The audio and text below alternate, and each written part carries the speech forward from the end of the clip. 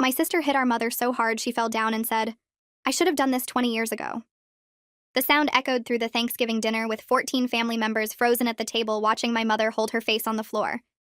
My sister Grace stood over her with her hand still raised and shaking. "Get up," Grace said in a voice I'd never heard her use before. Mom stayed on the floor crying, but something about her crying seemed wrong, like she was performing it. "Grace, what the hell?" Our brother James jumped up from his chair, knocking over his wine. But Grace didn't look at him. She kept staring at Mom. "Tell them what you just told me in the kitchen. Tell them right now."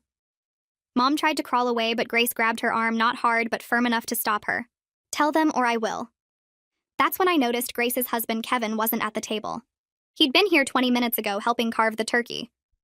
"Where's Kevin?" I asked, and Grace's face crumbled for just a second before going hard again. "Mom knows where Kevin is. Don't you, Mom?" Our Aunt Linda tried to intervene, reaching for Grace, but our cousin Tony stopped her. "Wait, let her talk." Tony was a paramedic and had this way of reading situations. Mom finally sat up and wiped her face, but the tears had already stopped. "I don't know what you're talking about." She said it in her sweet victim voice, the one she used whenever someone called her out on anything. Grace laughed, but it sounded like breaking glass. "You sent him those messages. Pretending to be me. You've been texting my husband for 3 months pretending to be me." James looked confused. "What messages? What are you talking about?" Grace pulled out her phone and showed James something that made his face change. Then she showed it to Tony.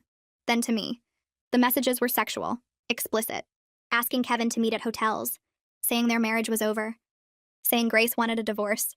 All from a number that looked almost like Grace's, but off by 1 digit. I found them on Kevin's phone today when he was showering. He thought he'd been texting me about problems in our marriage. He thought I wanted to leave him. He's been sleeping in his car for a week because these messages told him not to come home. Grace's voice was breaking now. Mom stood up and brushed off her dress. "That's ridiculous. I don't even know how to do that technical stuff." But Grace had more. "The phone number is registered to your credit card, Mom. I checked with the phone company an hour ago. You bought a burner phone and have been paying $40 a month for it." The table was completely silent now. Aunt Linda looked sick. "Louise, why would you do that?" Mom's mask slipped for just a second, and I saw something I'd never seen before. Pure hatred looking at Grace. She doesn't deserve him. She trapped him with pregnancy. My beautiful, successful daughter reduced to a housewife. Grace's son was 4 years old, and she'd quit her job as a nurse to raise him while Kevin worked. It had been their mutual decision. "You tried to destroy my marriage because I chose to raise my own child?" Grace stepped closer to Mom again. "You've been telling Kevin I was cheating, that I had a boyfriend. That's why he believed the messages were real." I remembered Kevin acting strange at the last few family dinners. Not sitting next to Grace, leaving early, looking miserable. We'd all assumed they were having problems. The private investigator found something else, Grace said, and Mom's face went white. "What private investigator?" James asked. "The one Kevin hired 2 months ago to follow me, to catch me cheating. Except instead of finding me with another man, he found Mom meeting with Bradley. Bradley was Grace's ex from college who'd stalked her for 2 years after they broke up. She'd had to get a restraining order." "You contacted my stalker? You brought him back into my life?" Grace's voice was rising now. Mom tried to walk toward the door, but Tony blocked her. "We're not done here, Louise," he said calmly. "The police are already on their way." That's when Mom lost it completely. She took him from me. Kevin was supposed to be mine. He came to me first at that party 6 years ago. We talked all night until she showed up in that slutty dress and stole him. Everyone at the table looked disgusted. James stood up. "Mom, Kevin is 32. You're 58. What the hell is wrong with you?" Mom turned on him. "You always take her side. Everyone always takes perfect Grace's side. She gets everything she wants." Grace pulled out a folder from her bag. The private investigator found more. Requested Reds is on Spotify now. Check out link in the description or comments. Grace's hand shook as she pulled more papers from the folder and spread them across the table next to the turkey that nobody was eating anymore. I leaned closer and saw photos printed in color on regular printer paper. Bradley standing outside a house I recognized as Grace's. Bradley sitting in a car across the street. Bradley walking past the preschool where Scarlett went 3 mornings a week. Each photo had a date and time stamped in the corner, and they went back almost a month. My stomach turned over because this wasn't just Mom being controlling or manipulative anymore. This was dangerous. This was Mom putting Grace's actual life at risk by bringing back the man who used to follow her home from work. and leave notes on her car and show up at her apartment at 2 in the morning until the police finally made her get a restraining order. Tony picked up one of the photos, and his face went hard in that professional way he had when he was working an emergency. He pointed at the timestamp on a photo showing Bradley outside the preschool. The date was October 23rd at 9:15 in the morning, which was exactly when Grace dropped Scarlett off every Tuesday and Thursday. Mom had given Bradley Grace's daughter's schedule. Grace made a sound like she couldn't breathe, and James grabbed her arm to steady her, but she yanked away from him. The front door opened, and everyone's head snapped toward the sound. Kevin stood in the doorway with his coat still on and his keys in his hand. He looked terrible, like he hadn't slept in days, which he probably hadn't if he'd been sleeping in his car. His eyes went to Mom first, still on the floor near the door, then to Grace standing by the table with tears on her face, then to the photos spread across the table next to the mashed potatoes. He walked closer without saying anything and picked up one of the photos. His face changed as he looked at it. Really looked at it and understood what he was seeing. He picked up another photo, then another, and I watched all the color drain out of his face until he looked sick. Kevin set the photos down carefully like they might break and turned to look at Mom. She tried her victim face again with the big sad eyes and the trembling lip, but Kevin just stared at her. Grace was watching him, and I could see her trying to read his face, trying to figure out if he believed her now, or if he still thought she was lying. Kevin's hands curled into fists at his sides and he opened his mouth, but nothing came out at first. Finally, he said Mom's name, just her first name, in a voice so flat and cold it made me shiver. Mom started to speak, but Kevin held up one hand to stop her and she actually shut up, which never happened. Kevin picked up his phone from his pocket and started scrolling through something, and his jaw got tighter and tighter. He turned the phone toward Grace and showed her the screen, and even from where I stood I could see it was text messages. The fake messages Mom had sent pretending to be Grace. Grace looked at the phone, then at Kevin, and her face just crumbled. Not the angry kind of breaking from before, but something worse, like watching someone's heart actually crack open. She started crying for real now, with her whole body shaking and her hands covering her face. Kevin took one step toward her, then stopped like he'd hit an invisible wall. His hands were still in fists, and I couldn't tell if he wanted to hug her or punch something or both. The space between them felt huge, even though they were only maybe 6 feet apart. Grace dropped her hands from her face and looked at Kevin, and he looked back at her, and nobody else in the room existed for those few seconds. I could see everything they weren't saying written all over their faces. Her asking if he believed her now. Him trying to figure out how he could have been so stupid. Both of them trying to understand how they'd gotten here. Kevin's face twisted up and he turned away from Grace and walked to the window. His shoulders were shaking and I realized he was crying too. James started to say something, but Tony grabbed his arm and shook his head. We all just stood there in this horrible silence while Grace and Kevin fell apart in the same room, but couldn't even touch each other. That's when we heard the sirens. Mom's face changed again, dropping the victim act completely, and now she just looked scared. Tony moved to block the front door without even thinking about it, which made sense since he dealt with situations like this all the time in his job. The sirens got louder and then stopped right outside, and we heard car doors slamming. Someone knocked hard on the door and said police. Tony opened it and 2 officers came in, looking around at all of us frozen in this weird, horrible tableau. One officer was older with gray hair and the other was younger, maybe 30. They both had that calm, professional look like they'd seen everything before. The older officer asked who called, and Tony said he did. The officer looked at Mom still on the floor, then at Grace crying by the table, then at all the photos spread out like evidence at a crime scene. He asked if everyone could please move to separate rooms so they could take statements. The younger officer started directing people, and I ended up in the kitchen with Tony, while other family members got sent to different parts of the house. Through the doorway, I could see into the living room where they'd put Mom on the couch. She sat perfectly straight with her hands folded in her lap, and her victim face back on full force. She pulled a tissue from her purse and dabbed at her eyes, even though I could see from where I stood that her eyes were completely dry. The tissue thing was just performance, just like the crying on the floor had been performance. The older officer sat across from her with a notebook and started asking questions. I couldn't hear what they were saying, but I could see Mom's mouth moving in that sweet, innocent way she had. Probably telling them Grace was unstable or going through something or making up lies. The officer's face stayed neutral and professional as he wrote things down. In the kitchen, Tony sat at the table with his arms crossed, and I sat across from him. The younger officer came in and introduced himself and asked me to tell him what happened. I started from the beginning with Grace hitting Mom and the sound it made and everyone freezing. I told him about the fake phone messages and the burner phone and Bradley. I told him about the photos. The officer wrote everything down and asked specific questions about times and dates and who said what. He asked if I'd seen the messages myself, and I said yes, Grace had shown them to me.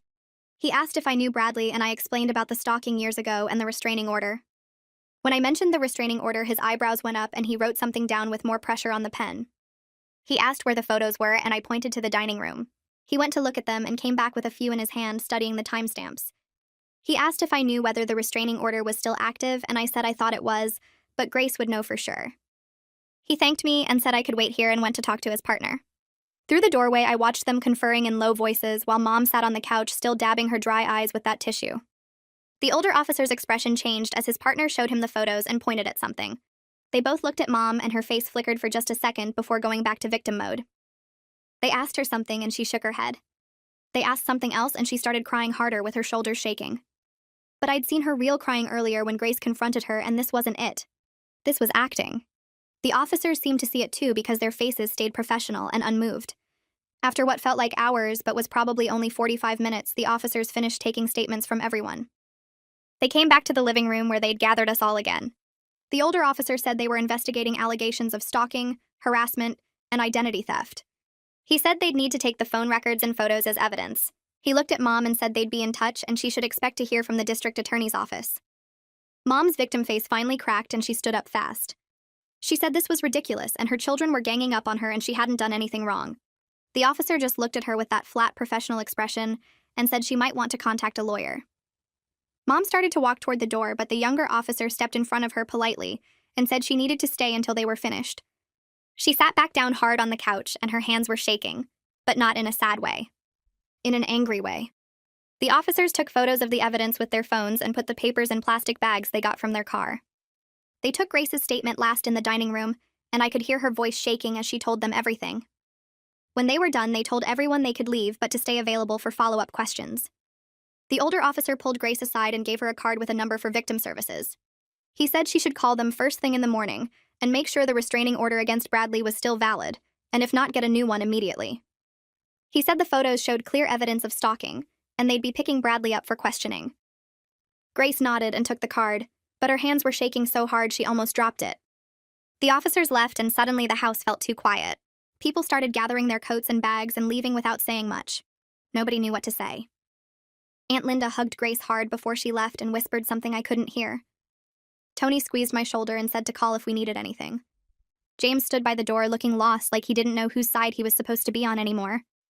Mom tried to leave too, but Grace blocked her path. Grace's voice came out steady now, not crying anymore. She said Mom needed to leave and never contact her again. She said if Mom came near her house or her daughter or her husband, she'd call the police. Mom tried to argue, but Grace just turned her back and walked away. Dean finally spoke up for the first time all night and told Mom they should go. They left through the front door and I watched through the window as they got in their car. Mom's victim face was completely gone now, replaced by something cold and hard. Kevin stood by the window watching them leave too. When their car pulled away, he turned and looked at Grace. She looked back at him, and they just stood there staring at each other across the living room that still smelled like turkey and gravy. Kevin opened his mouth like he was going to say something, but then closed it. He grabbed his coat from the chair and headed for the door. Grace called his name and he stopped but didn't turn around. She asked where he was going and he said his brother's place. Not his car this time, at least. Grace asked if he was coming back and Kevin didn't answer for a long time. Finally, he said he didn't know and walked out. I stayed with Grace that night because she shouldn't be alone. We cleaned up the dinner that nobody ate, throwing away plates of cold food. Grace moved like a robot, just going through motions. We didn't talk much. Scarlett was already asleep upstairs, having spent the evening at a neighbor's house, thank God. Around midnight, I found Grace sitting on the floor of Scarlett's bedroom watching her daughter sleep. Grace's voice came out as a whisper when she said she didn't know how to explain this to a 4-year-old. How do you tell a little kid that Grandma can't visit anymore? That Daddy doesn't live here right now? That the family she knew just exploded into pieces? I sat down next to her on the floor, and we stayed there until almost 2 in the morning just watching Scarlett breathe in her sleep. 2 days later, my phone rang with a number I didn't recognize. I almost didn't answer, but something made me pick up. A woman's voice said this was Thea Wallace, the private investigator. She said she found something in Mom's phone records that involved me specifically, and could we meet for coffee? My stomach dropped straight through the floor because suddenly I was remembering things I hadn't thought about in years. My college boyfriend breaking up with me junior year out of nowhere. He said someone who cared about me had told him I was cheating. He wouldn't say who. I spent months trying to figure out what I'd done wrong, never once thinking someone had lied to him. I met Thea at a coffee shop near my apartment the next morning. She was younger than I expected, maybe 40, with dark hair pulled back and sharp eyes that missed nothing. She had a folder with her and slid it across the table before I'd even ordered. I opened it and saw printouts of text messages. Messages from a number I didn't recognize, sent to a number that made my chest tight because I remembered it. That was the number my college boyfriend had before he switched carriers. The messages said I was sleeping with my study partner. They included photos of me having coffee with him at the campus library. The photos were taken from far away through windows like surveillance photos. The messages said I'd been lying about staying late to study and was actually meeting up with this other guy. My study partner's name was right there in the messages. Details about where we met and when. All lies but detailed enough to sound real. Thea pointed to the phone number the messages came from and showed me the records. It was registered to a prepaid account bought with Mom's credit card 3 years ago. The same credit card she used for the burner phone to text Kevin. Mom had done this before. She'd been doing this for years. I sat there staring at those photos of myself at 19, having innocent coffee with a classmate while my mother took creepy surveillance photos and sent them to my boyfriend with lies attached. Thea said there was more. She pulled out another stack of papers showing Facebook messages from a fake profile. The profile had used a stock photo of some random woman and claimed to be a concerned friend. The messages to my boyfriend were even more explicit, claiming I'd confessed to cheating and was just using him. The profile disappeared 2 days after my boyfriend broke up with me. I remembered that breakup so clearly. Sitting in his dorm room while he told me he knew what I'd been doing. Me confused and trying to understand what he meant. Him getting angrier because he thought I was playing dumb. Me crying and begging him to tell me what he was talking about. Him finally showing me one photo on his phone before deleting it. A photo of me with my study partner. I'd thought he was just jealous and insecure. I'd spent years thinking I'd dated someone who didn't trust me. Never knowing my own mother had destroyed that relationship on purpose. I drove to James's house without calling first. I needed to know if Mom had done this to him too. I found him on his back porch at 11 in the morning with a beer in his hand, even though it was a Tuesday. He looked surprised to see me, then resigned like he knew why I was there. I sat down next to him and asked if Mom had ever messed with his relationships. James took a long drink of his beer and stared at his backyard for a while before answering. He said Sarah was staying at her sister's house. They were separated. Not officially, but separated. Sarah was tired of him defending Mom, tired of him making excuses, tired of him choosing his mother over his wife. James said he couldn't stop thinking about his ex-fiancée who broke up with him right before he was going to propose. Her name was Rachel, and they'd been together 3 years. One day she came to his apartment crying and showed him photos someone had sent her. Photos that supposedly proved he was still sleeping with his ex-girlfriend. James said the photos were fake, or at least misleading.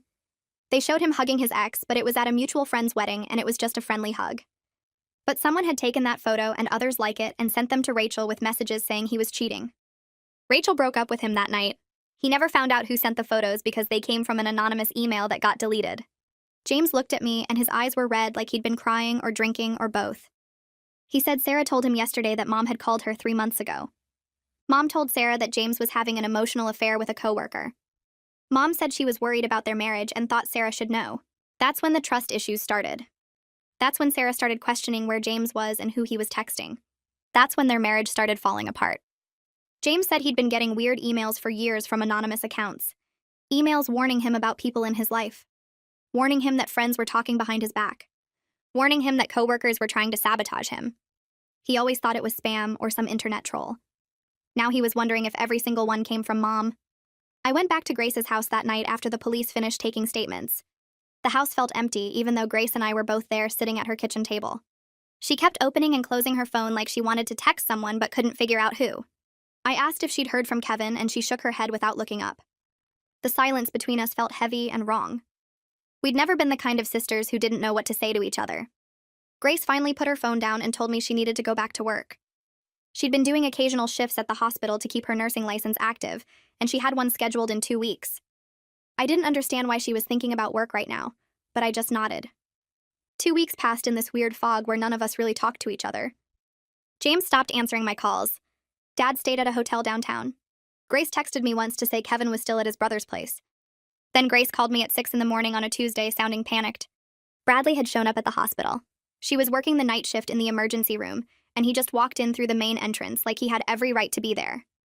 Security got him out before he reached her floor, but not before he told the front desk person that Grace wanted to see him again. That Louise had told him Grace missed him and wanted to reconnect. Grace was shaking so hard when she got home that she couldn't hold her coffee cup. I drove over and found her sitting on her front porch even though it was freezing outside. She kept saying Mom was still doing this. still trying to hurt her even after everything that happened at Thanksgiving. The police investigation was ongoing, but apparently that wasn't stopping Mom from contacting Grace's stalker and sending him to her workplace. 3 days later, a thick envelope arrived at my apartment. The return address was from some law firm downtown I'd never heard of. Inside was a letter on fancy letterhead from Louise's lawyer. I read it twice before I understood what it was saying. The lawyer claimed Mom was suffering from early-onset dementia, that she wasn't in her right mind during the incidents, that she needed medical help, not criminal prosecution. I drove straight to Grace's house without calling first. She was in her kitchen making lunch for her daughter when I walked in and threw the letter on her counter. Grace picked it up and read it while I watched her face go from confused to red. She threw the letter across the kitchen hard enough that it hit the refrigerator. Then she screamed that Mom was lucid enough to pay a burner phone bill for 3 months. Lucid enough to track Kevin's location and plan meetings with Bradley. Lucid enough to create fake social media profiles and send messages at specific times. She could cut the confused elderly woman act because nobody was buying it. Grace called Thea the private investigator that same afternoon. She asked Thea to set up a meeting with Kevin. Somewhere neutral with Thea there as a third party. It took another week before Kevin agreed. We met at a coffee shop across town from where Grace and Kevin lived. The kind of generic place with uncomfortable chairs and bad lighting. Kevin looked terrible. He'd lost weight and had dark circles under his eyes like he wasn't sleeping. Grace sat across from him, and I sat at a different table close enough to hear, but far enough to give them space. Thea sat next to Grace with her notebook open, even though she wasn't writing anything. Kevin started talking before Grace could say anything. He told her he believed the fake messages so easily because Louise had been telling him for months that Grace seemed distant and unhappy. Little comments here and there about how Grace wasn't herself lately. How she seemed distracted when Kevin talked to her. How she'd mentioned feeling trapped at home with their daughter. Kevin said Louise planted all these seeds of doubt over family dinners and phone calls. So when the texts started coming from that number saying Grace wanted a divorce, it seemed possible. It seemed like maybe Grace had finally admitted what Louise had been hinting at for months. Grace stared at Kevin for a long time before she spoke. She told him she didn't know if she could forgive him for doubting her so completely. For hiring a private investigator to follow her instead of just asking her directly what was wrong.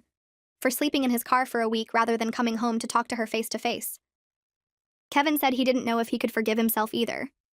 His voice cracked when he said it, and then they were both just sitting there crying in the middle of a Starbucks. Thea quietly pushed the tissue box across the table toward them. I watched from my table and felt this overwhelming anger at Mom for destroying something that had been good. Grace and Kevin had been happy before this. They'd been one of those couples that actually liked each other. I needed to talk to Dad. He'd been avoiding all of us since Thanksgiving, and that needed to stop. I drove to his office the next day without calling ahead because I knew he'd make an excuse not to see me. His secretary tried to stop me, but I walked past her desk and straight into his office. Dad looked up from his computer surprised and guilty. I closed the door behind me and asked him why he let this happen. Dad started with the same excuses about not knowing Mom would go this far. About thinking she was just difficult and possessive but not dangerous. I lost it on him then. I told him his job as a husband and father was to imagine it could go this far. His job was to stop it before it destroyed his children's lives. Dad's face crumpled and he looked old suddenly. Older than I'd ever seen him look. He told me Louise had an obsession with Kevin from the moment Grace brought him to a family dinner 6 years ago. Dad had caught Mom going through Grace's phone multiple times looking at photos of Kevin. He'd found her texting Kevin directly under the pretense of planning family events, but the messages were too friendly, too personal. Dad convinced himself it was harmless maternal concern, rather than the dangerous thing it actually was. He said he was realizing now that his silence made him part of everything that followed. He'd chosen to look away instead of protecting his daughter, and now he had to live with that choice. The next family gathering happened at James's house a week later. It was supposed to be just a casual dinner, but nobody felt casual about anything anymore. I was helping clean up in the kitchen when our aunt pulled me aside. She wanted to talk somewhere private, so we went out to James's garage. She told me she'd warned Dad years ago that Louise's behavior toward Grace's boyfriends was wrong and controlling. She described things from when Grace was in high school. Times when Mom would flirt with Grace's dates or find reasons they weren't good enough. How Mom would dress younger when Grace brought boys home. How she'd position herself between Grace and whatever guy she was seeing. I felt sick listening to it. This pattern had been going on for decades, and everyone just accepted it as Louise being Louise. Nobody stopped her. Nobody protected Grace from her own mother. The prosecutor called Grace about a month after Thanksgiving. I was at her house when her phone rang, and I watched her face change as she listened. The prosecutor explained they were charging Louise with stalking, harassment, and identity theft. The penalties could include jail time, but more likely probation given her age and clean record. Grace thanked the prosecutor and hung up. She told me later she didn't even care about punishment anymore. She just wanted Mom to stay away from her family forever. She wanted to know her daughter was safe and that Mom couldn't reach Kevin or manipulate any of them again. Kevin moved back home on a trial basis after they'd been apart for a month. Grace told me he was sleeping in the guest room while they tried to figure out if their marriage could survive this. Their daughter asked why Daddy was sleeping in the wrong room now. Grace had to explain in 4-year-old terms that sometimes grown-ups need space to fix their feelings. That Daddy still loved her, but Mommy and Daddy needed time to remember how to trust each other. I came over for dinner one night and watched them move around each other carefully like they were afraid of breaking something fragile. James showed up at my apartment at 2 in the morning about 6 weeks after Thanksgiving. He was drunk and crying and could barely stand up straight. I let him in and made him sit on my couch while I got him water. He told me his wife had filed for separation that afternoon. She'd found out he'd been in contact with Louise through secret email accounts. James said he didn't know why he couldn't just cut Mom off completely. He kept making these excuses for her in his head, even though he knew what she'd done to Grace. Even though he knew she'd probably done similar things to him over the years. I sat next to him and realized he'd been manipulated his entire life. He was so twisted up by Mom's gaslighting that he still thought he owed her something despite everything she'd done to our family. I started seeing a therapist 2 weeks after James showed up drunk at my apartment. Grace had been pushing me to go, saying we all needed help processing what Mom had done, but I kept putting it off because admitting I needed therapy felt like admitting Mom had won somehow. My first session was in a small office with beige walls and a couch that smelled like lavender, and the therapist asked me to describe my relationship with my mother. I started talking about the Thanksgiving incident, and she stopped me. She wanted to know about before that, about my childhood, about how Mom treated me growing up. I realized I didn't have many good memories that didn't involve Mom somehow ruining them, or making them about her. The therapist wrote something down and asked if I'd ever noticed Mom sabotaging my relationships. I told her about Noah and the fake Facebook profile, and she asked if there were others. I sat there trying to remember, and suddenly it was like a dam breaking. My high school boyfriend who got anonymous letters saying I was cheating. My college roommate who moved out suddenly after Mom visited and told her I'd been talking behind her back. The job opportunity in another state that fell through after the hiring manager said someone called with concerns about my reliability. I'd spent years thinking I was the problem, that something about me pushed people away, and now I was seeing it was her the whole time. The therapist said Mom's behavior fit the pattern of a narcissistic parent who saw her children as extensions of herself rather than separate people. She explained that when I started forming my own relationships and identity, Mom felt threatened and worked to isolate me so I'd stay dependent on her. I cried for the first time since Thanksgiving. Not angry tears, but the kind that come when you finally understand something that's been hurting you for years. Grace called me 3 weeks after she and Kevin started couples therapy. She sounded different on the phone, tired but less brittle than before. She told me their therapist was making them do exercises where they had to communicate without attacking each other, and it was the hardest thing she'd ever done. Kevin had admitted in their last session that part of him was angry at Grace for having a mother like Louise, which made no logical sense, but he couldn't help feeling it. The therapist said that kind of honesty was actually progress because they were finally saying the real things instead of the safe things. Grace asked if I thought they'd make it through this. I didn't know what to tell her because their marriage looked so broken from the outside, but I said if they were both still trying, then maybe that meant something. She went quiet for a minute and then told me Kevin had moved back into their bedroom the night before. Not because everything was fixed, but because they both decided they were tired of sleeping apart while trying to rebuild their marriage. She said it felt strange and familiar at the same time, like coming home to a house that had been rearranged while you were gone. Mom showed up at my office on a Tuesday morning exactly 4 weeks after the no-contact order went into effect. I was at my desk working on a report when the receptionist called saying someone was here to see me. I walked out to the lobby, and there she was holding a huge bouquet of roses and a card, her eyes already red like she'd been crying. She started talking before I could react, saying she just needed to apologize, that she'd made mistakes, but she was my mother, and didn't that count for something? My coworkers were staring, and I felt my face get hot with embarrassment and rage. I pulled out my phone and called the police while she kept talking, her voice getting louder and more desperate.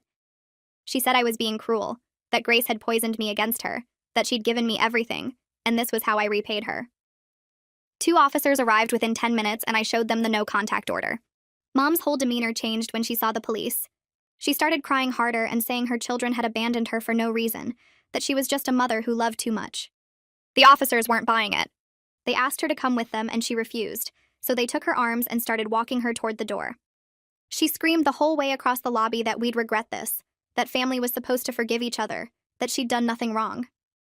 My boss came out of his office and asked if I was okay. I nodded, but I wasn't.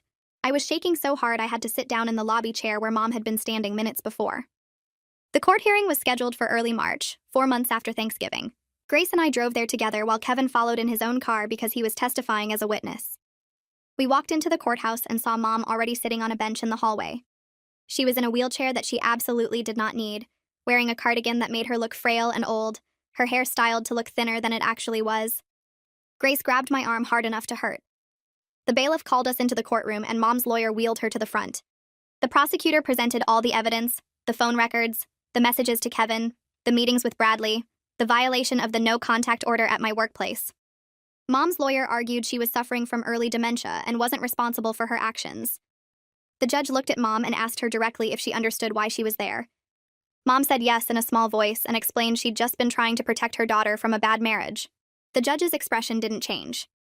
He said the evidence showed a pattern of deliberate manipulation spanning months, and dementia didn't explain the level of planning involved. He granted restraining orders for me, Grace, James, and Kevin that would last 2 years. He gave her 2 years probation with mandatory psychiatric evaluation. If she violated any of the orders, she'd go to jail. Mom started crying and saying it wasn't fair, but the judge was already moving on to the next case. Dean called me a week after the hearing. His voice sounded hollow on the phone and he asked if he could come over to talk. He showed up at my apartment that evening carrying a single box of his belongings. He told me he'd filed for divorce that morning after 35 years of marriage. He was moving into a small apartment across town and wanted to apologize to each of us separately because a group apology felt too easy. He sat on my couch looking smaller than I'd ever seen him and said he knew sorry wasn't enough. He'd watched Mom manipulate and control us for decades and convinced himself it was just her personality, that it was harmless. He'd chosen to look away instead of protecting his children, and now he had to live with enabling everything that followed.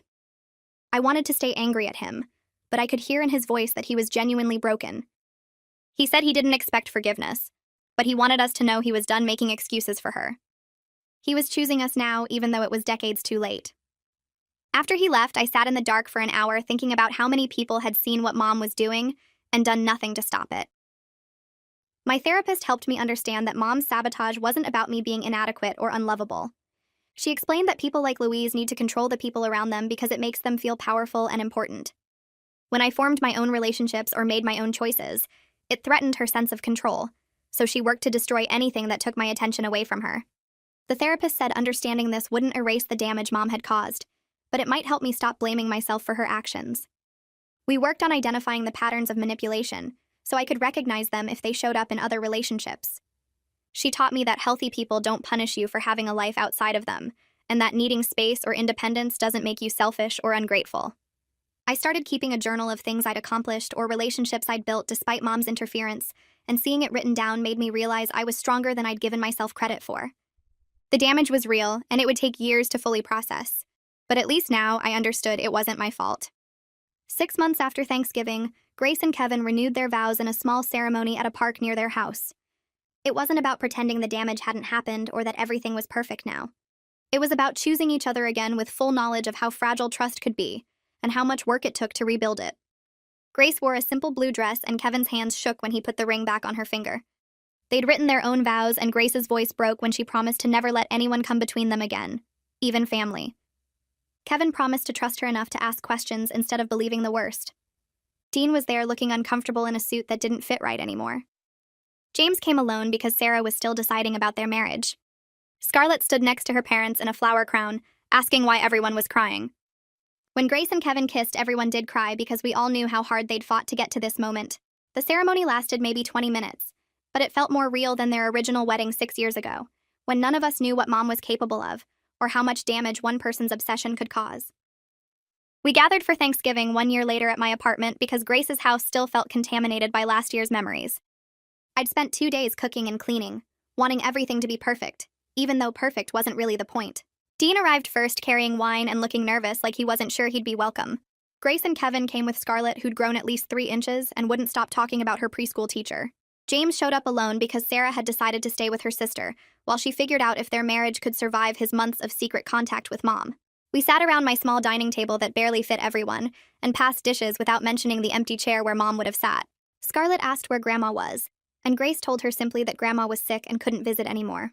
No one corrected her or added details because Scarlett was 5 now, and that was enough truth for a 5-year-old to carry. We talked about normal things like James's new job and Dean's apartment and Kevin's promotion at work.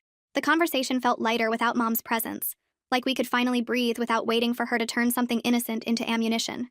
Nobody brought up the court case or the restraining orders or the divorce. That absence of her poison spreading through every interaction felt like the healthiest thing we'd done as a family in years. We were just existing together, damaged but trying, broken but not destroyed, and that was enough for now.